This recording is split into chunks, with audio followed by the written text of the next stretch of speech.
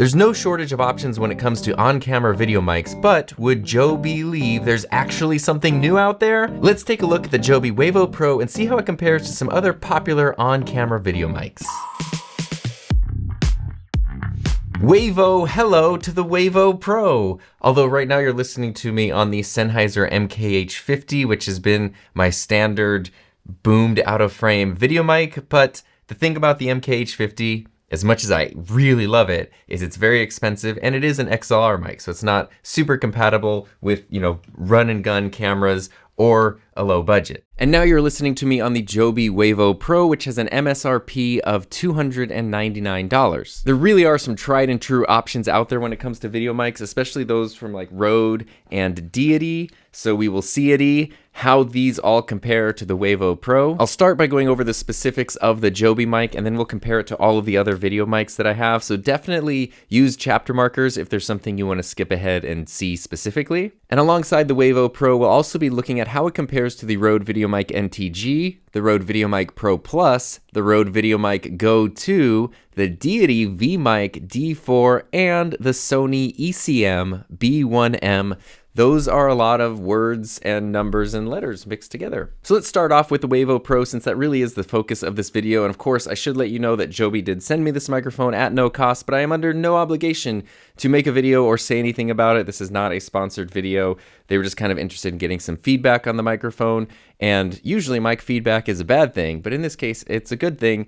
And I'm actually kind of impressed with this microphone, especially because it does bring something kind of new, or at least a few new things to the world of on-camera video mics, which has been like a pretty mature space for a lot of years now.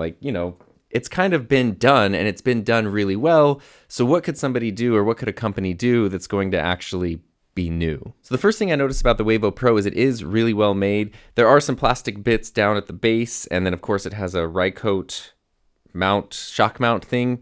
The body of the microphone is all aluminum, which feels really nice. And $300 for a video mic is kind of on the pricier side of things, and it feels like a sturdy, high quality mic when you get it. One of the things it offers that not a lot of video mics do is active noise reduction. You can see it's nicely advertised on the side of the microphone there. And while it does work to reduce noise in the environment, it's also geared more towards reducing handling noise and on-camera noise. I'm not using active noise reduction right now, but we'll be testing that out in just a little bit. And there is Bluetooth connectivity, so it can work with an app, or actually a couple of different Joby apps. And normally I'm somebody who does not like using apps with hardware. I like everything to be self-contained.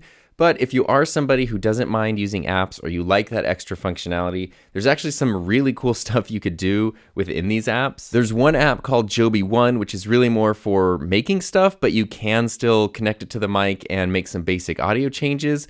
But Wavo Pro is the app for more of the in-depth control of the mic. You have a lot of control and can even go into some pretty advanced EQ and create presets that work for you specifically. So it starts out with a male and female voice preset if you want to use those. But if you get things dialed into your voice and your space or your needs specifically, then you can just save that as a preset and it'll be right there. Now the app is also where you can turn active noise reduction on and off. And really that's my kind of biggest complaint with the microphone, which is a relatively small one, is that you have to use the app for active noise reduction. There's not a physical switch to just turn that on or off, like on so many microphones here. On the Sony ECM-B1M, and I think also the B10, just right on the back of the microphone, you can turn noise cancellation on and off. So right now, the Wavo Pro is running into my Sony a7S III, but I'm going to switch it over to the a7 IV so we can test out some of those features, and you can kind of see what it's like on camera in, an on-camera mic situation. And we'll go back to the Sennheiser while I switch this up. So I'm going to put the Wavo Pro on my a7 IV, and it does have a nice metal mount on the bottom, which, like most video mics at this point, or like they should, also has a 1/4-20 mount on the bottom. So you can run this as a boom mic, kind of like I was doing before, where I had it on a tripod here, or you could boom it out of frame a little bit, because there is some reach with a shotgun mic. It doesn't have to be right in front of your face. And this is really the other thing I'm not crazy about, but fortunately it's very fixable, is the cable that comes with it is this small 3.5mm cable, but the ends are these straight ends. Whereas a lot of times with video mics like the Rode mics, they come with 3.5mm cables that have angles on the end. And this is nice because when you plug it into the camera, this one makes it sort of like, it sticks out really far, and I found that it sort of, I'm always fumbling with this. So if I use this cable, it kind of keeps it up out of the way and out of the way of the screen a little more easily. Obviously that's a very easy fix, but I definitely prefer this type of cable versus the one that comes with the microphone. It is, as all video mics should be, connected to the camera. So when you turn on the camera, the microphone turns on. When you turn off the camera, the microphone turns off. Video mics didn't always work that way, and it was a nightmare. And now pretty much they all do, and that's how it should be. And so now that I've got the Wavo Pro on the A7 IV, that's what you're listening to right now. And I have, again, no active noise reduction turned on. So I'm going to be handling the camera, sort of touching the microphone a little bit, and you can kind of hear what this audio sounds like, if it's picking up any of that noise or not. And now that I'm in the app, I can see some settings on my microphone, I can see some levels even, and I'm going to turn on active noise reduction. So now that should be on. I don't know if there's any difference in the quality of my sound, but if I pick up the camera and I start handling the camera, start touching the microphone again, see if this sounds any different. I actually don't know. At the time I'm recording this, I have no idea if that's going to sound any different or not. If I turn the lens in and out, if that makes a difference or if it doesn't make a difference. And just for reference, this is me with no noise cancellation turned on next to a dryer. And now the dryer is running because this is the best possible audio I could get. Let's turn on noise cancellation. And now this is with active noise reduction. Did it make any kind of difference with the sound of the dryer? And if I turn the dryer off, does it help at all with the echo that is in this small room? I don't know. And now I'm back with the Wavo Pro and I don't have noise reduction turned on, but I want to talk about some of the other features that the microphone has. It does have some of the more advanced options that you would expect on a video mic. That's, again, what you're listening to right now, even though I'm looking into a different camera. It does have pads to kind of boost or pad your audio if things are getting too loud. It has a safety track so you can record a backup track at a slightly lower volume if you want to just be sure that nothing clips. There's a Bluetooth button on the back along with the power button and this top button which turns the safety track on or off. I also really like that the light right above the microphone here does act as a sound meter, so if things get too loud like this, you might be able to see if your audio is clipping right there. Most on-camera video mics don't have broadcast meters or sound meters built into them, so that's pretty cool. And a lot of the time that I'm talking right now, you can kind of see the distance I am from the microphone. It's basically like vlogging distance away from the microphone, which really is how this microphone and how a lot of these microphones are originally intended to be used, even though you can do other cool stuff with them, like put them on a boom or connect a wireless unit to it, make it like a wireless boom mic. You can do all kinds of fun stuff with on-camera video mics. The base of this microphone, though, is pretty interesting, and it's where a lot of the cool features are based. So on one side, you've got your 3.5mm connector for your camera, along with a button that will let you do a +10 or a +20 gain boost. So a lot of the time that I've been recording so far in this video, I've been using the gain at +10 because I like to keep the camera's gain as low as possible. Since camera preamps just aren't that great, I'd rather have the microphone compensate for that gain. Now I have +10. If I turn this up to +20, you can hear the 20 decibel boost. This might be a little bit too loud. And if I go to just 0, this is the default level of the microphone, and it's going to be significantly quieter. And I'll try to raise this up right now in editing to see if you can hear any hiss or if it introduces noise. There's no 32-bit float, and we'll just go back to +10 because for me right now, this seems to be what sounds the best. Now on the other side of this bass is where things get really kind of interesting because it looks almost the same. You do have the USB-C port because it can charge via USB-C, and like many new video mics, not that one, it can also work as a USB-C microphone. So you can connect it to your computer and use it for video calls and things like that. But you also have another +10, +20 button and another 3.5mm jack, but this one is an input instead of an output, and it's an input for a lavalier microphone. So you can connect a microphone to this microphone. So now I've got two microphones connected at once, just with the same single mic input on my camera. And what you're hearing is audio that's mixed between both of these. I don't really know how that sounds in this environment, but if I scratch the Wavo Pro, you can hear that it's recording. If I gently scratch this lavalier microphone, you can hear that that's recording as well. And it's mixing them together. So this is really helpful because now you can have someone in front of the camera, even at a bit of a distance, and you can have somebody behind the camera. You could even turn the microphone around to face someone behind the camera, and then both of you could be talking and have your audio picked up really well. And that's why there's 2 independent gains. So right now I have +10 on the on-camera microphone, and I'm at 0 with the lavalier microphone. And by default, these are both just being mixed down together into a single stereo track. This is probably the first time I've ever been happy to have wind outside, but it's a good time to test these microphones. So right now this is the Wavo Pro, and I'm an arm's length away from the microphone. It does have the dead cat on it, and all but one of the microphones that we'll be comparing it to outside will have dead cats on them, because that's how you would use it outside. So there's noise, there's wind. I'm at a normal distance that I would be with this microphone, and this is what it sounds like. And now this is me at a greater distance, I don't know, 2 meters away from the microphone. I would never be this far from it probably, so there's no need for me to test it from like over here, because that's not going to sound good. But it's conceivable that someone would be this far away from a camera or from the microphone, and this is what that would sound like. And again, this is me now being more like arm's length away from the microphone, probably how you would use it most of the time. But this distance is going to let me do something kind of fun, which is test that lavalier option, or that second microphone input. So right now you're hearing both of them. You're hearing the Wavo Pro and a lavalier microphone, but I have my lavalier just running into the Rode Wireless Me, so Me Wireless. And now I can go all the way over here, trying to stop this guy from eating all the berries. Now you can still hear me and a corgi rustling on my shirt. But, oi. I just have the receiver connected to the Wavo Pro, but I could have somebody else behind that camera talking into that microphone. We would both have crystal clear audio through one single mic input, and it is very, very windy. I don't know if you heard any of this actually. Now shh.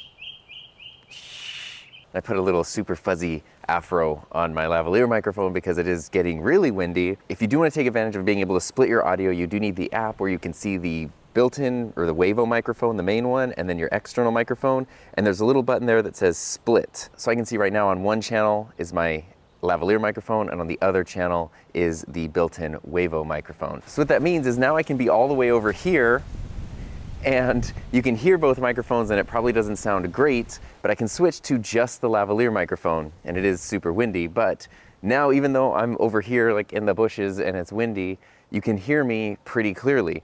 But one of the problems with doing that is that this can sometimes sound almost unnatural. It can sound so isolated and like almost too close in a way. And so even if I'm all the way over here, what we can do is isolate this sound. This is what that sounds like, but I can also then bring in a little bit from the Wavo microphone over there of just sort of the outside sound, and it's not going to sound so isolated and artificial. So not only does this let you have 2 people talking at the same time, but it gives you some control over how you want to mix your sound together, and it's all using just one microphone input on the camera, which is pretty darn awesome. And one other thing we can test out, especially with the wind, is the active noise reduction outside, because most people aren't going to be next to a dryer. So this is with no active noise reduction. And now this is with active noise reduction turned on. Again, it's really, I think, geared more towards handling noise on the camera, but how does it block out wind and all that kind of sound? I'm gonna turn that off too here, because another thing we can do is we can go into our presets right now, and I can switch it over to the male voice default. So this is the male voice default preset. This is what that sounds like. I can also then go and change that to the female voice preset.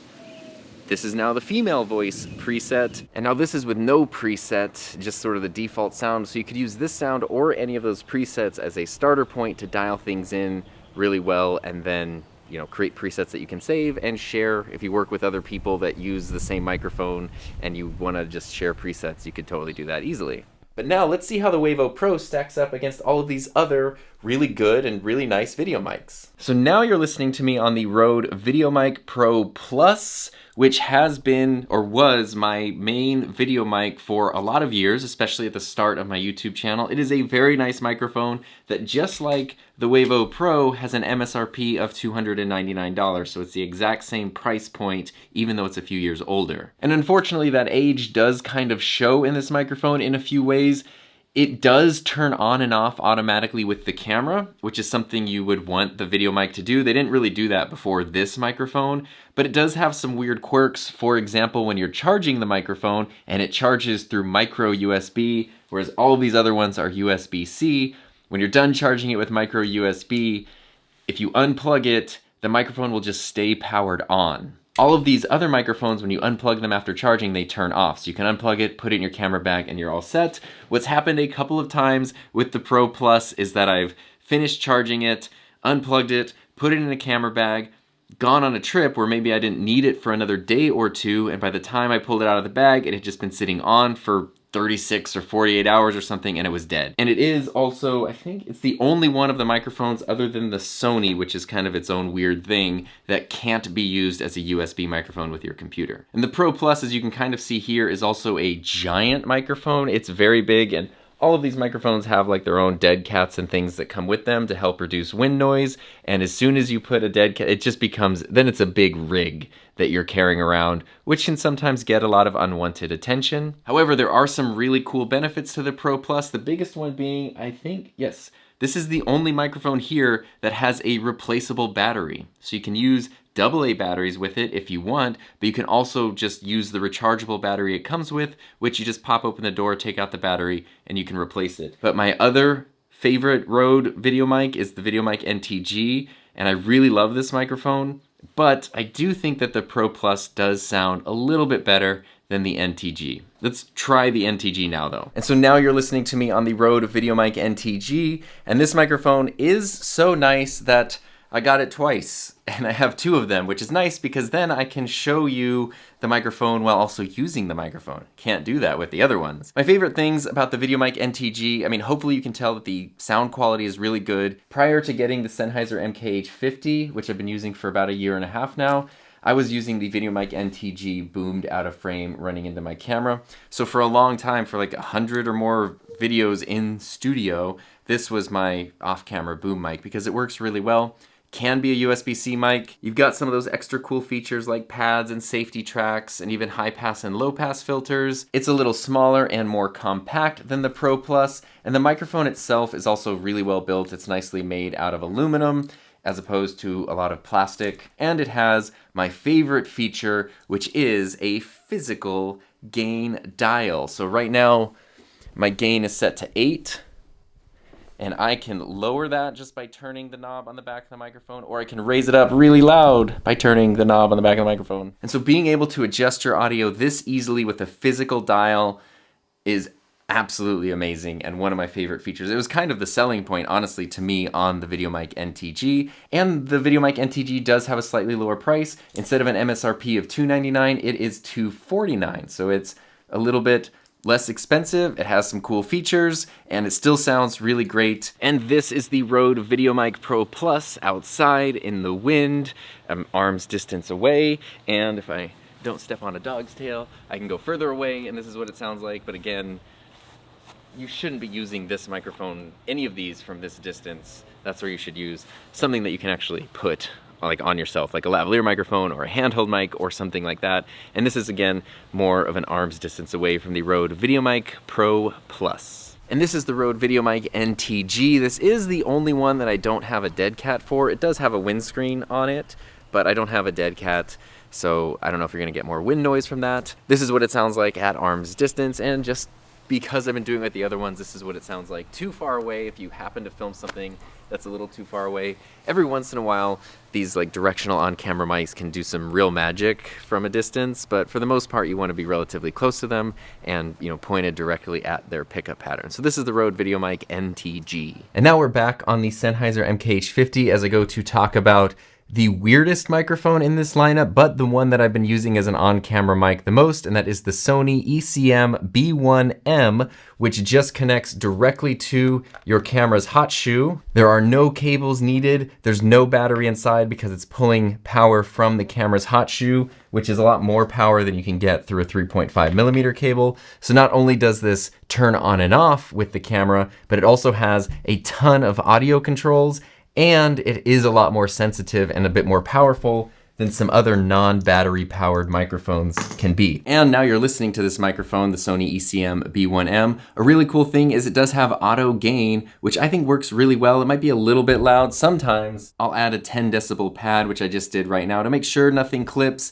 And then it's really easy to just not have to like ever worry about your audio levels with this microphone. It does have noise cancellation and all other kinds of cool stuff. You can do full manual control. It's the most fully featured microphone in terms of manual controls and adjustments that I have. And it's also pretty versatile because it has an omnidirectional, it has multi-directional pickup patterns. So it actually has 3 pickup patterns. Right now you're listening to it on the super directional mode, which is it's picking up things in front of the camera, so this probably sounds kind of bad, but if I turn it towards me, now you can hear that audio sort of change as it points directly towards me, and then I get off axis and it goes away again. I can switch that over to just a regular cardioid pickup pattern, and now it shouldn't really pick up much behind the microphone, but it's going to have a little bit wider of a range in front to pick things up. And again, I'll turn this down over here, make sure everything's actually still recording. And a really cool thing though is it does have an omnidirectional mode. So even though I'm behind the camera now, I can get picked up. Somebody in front of the camera can get picked up. And as I turn the camera or the microphone, it picks up sound from every direction equally and evenly. And I think that's because all of these holes up here, I think, are actually separate microphones. And then Sony does some crazy high-tech magic to make them all merge together. Let's put this back on the super directional mode because that is ultimately going to give you the highest quality. So this is me in front of the microphone on super directional mode and what that sounds like. Super cardioid, maybe it's a super cardioid pickup pattern. Now this is the most expensive video mic that I have and the most expensive one we're looking at today with an MSRP of $349. There is a smaller version of this microphone, the ECM-B1M, because Sony is just a master at catchy product names. And that one is basically exactly the same. It's just shorter, but it has all of the same controls and it is $100 less expensive. The downside is because it's shorter, it's not quite as capable of reaching and isolating sound at as much of a distance. So if you're looking for something really compact and you're going to be pretty close to the camera, the smaller ECM-B1M is probably fine. Like the audio quality is the same, but if you want more reach, you don't mind a slightly bigger size, and you're probably going to be further away from your camera more often, then the B1M is the one to go. I always gonna call it the Sony BM, and it does not sound like a BM. Now, as great as this microphone is, there really are some downsides. The biggest one being that its greatest strength is its greatest weakness, since it draws power from the camera's hot shoe. That means you don't need cables, you don't need batteries. That's amazing, but it means it's only compatible with Sony cameras, certain Sony cameras, so it's kind of limited what you can use it with, but also you cannot use it off the camera.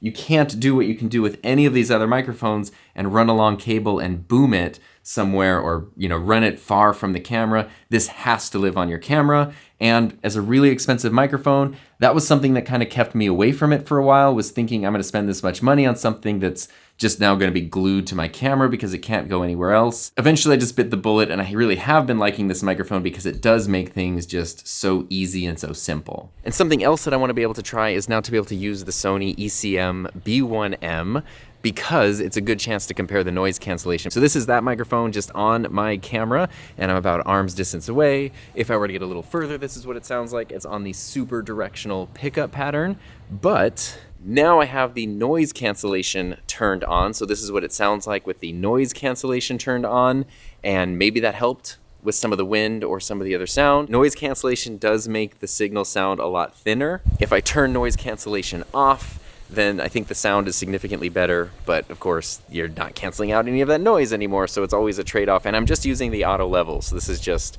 no wires, no batteries. The camera's auto-adjusting the gain. This is what that sounds like. And now we're moving sort of to the other end of the spectrum. You're listening to me on the Rode Videomic Go II, which is a go-to option if you're looking for a very inexpensive but high-quality video mic. This has an MSRP of only $99. It has no batteries. You just plug it into your camera and you're all set. It also has no physical controls or really any other features other than the fact it can be used as a USB-C microphone. The downside to any of these microphones, I'm trying to switch cameras so I'm like at different axes, but the downside between the non-battery powered microphones is that they aren't as sensitive and they tend to not have as much reach. So if you're really close to them, they sound pretty great, but compared to something like the NTG or the Wavo Pro, when you get further away from them, that sound quality starts to drop off a bit more quickly. And now I'm back on my Sennheiser MKH50 as we switch to the other inexpensive microphone. This is the Deity V-Mic D4. I can never remember it. It's sort of a hybrid between the NTG and the Go II. It's also $99. Well, let's plug it in so you can hear it. Okay, so now this is the Deity V-Mic D4. It does have an MSRP of $99, like I mentioned. It can be used as a USB-C mic, but it does have a physical gain dial just like the Videomic NTG. And to be fair to Deity, I think it was their original V-Mic that sort of had this design with the gain dial on the back. And I think that came out before the Videomic NTG did. So I want to give Deity their Deity dues on the things they Deity did first. So this is a relatively new microphone at the time I'm recording this video, and Deity does a lot of really cool creator-based things. I think between the two of these, I think I personally do prefer the sound of the Rode Videomic Go II, but the Deity is a really capable microphone. I've used it many, many times for all kinds of different stuff, and it works great. This now is the Rode Videomic Go II outdoors, and one thing I did have to do, since this does not have its own battery, is I had to turn my camera's gain up like 6 clicks in order to get the same level that I was getting before, but this is me at arm's distance. And one other thing you might notice as I go away from this microphone is, even though none of them sound great from me at a huge distance, this one probably stopped picking up higher quality sound sooner because it's a smaller microphone with no internal power. It's less sensitive, and then I'm further away from it. But this is really how you would want to use this microphone, is kind of like nice and close to the microphone. Like this, the Rode Videomic Go II with a dead cat. And last but certainly not least, is the Deity V-Mic D4. I can never remember the name of this microphone, but this is what this sounds like. It comes with a really nice, like soft dead cat. And it's cool that when a microphone actually comes with one. The Joby comes with one, the Deity comes with one, the Rodes do not come with them. You need to buy those separately. And the Sony does come with a dead cat. But this is what it sounds like when I'm close to the camera and the microphone, and this is what it sounds like as I back away and go further and further away from the microphone. So let's wrap things up here back on the Joby Wavo Pro. I do think there's always a fine line to walk with video mics between price and functionality. I mean, that goes with it. Everything, there's a fine line between price and functionality. There are a ton of affordable options out there, and depending on your needs, they could be totally perfect for you. But the higher end models do have more functionality and more features that could just help you kind of cover more situations. And a lot of times with an on-camera microphone, you're putting it on your camera and you're heading out into the world, and you might not be able to control or even know everything that you're going to encounter. And so having a microphone that you can adapt and adjust to really helps, which, by the way, when I first saw this, I thought this was a light on here, and I was like, wow, they built a light into the microphone. It's just the logo, the Joby logo. This kind of looks like a little LED light.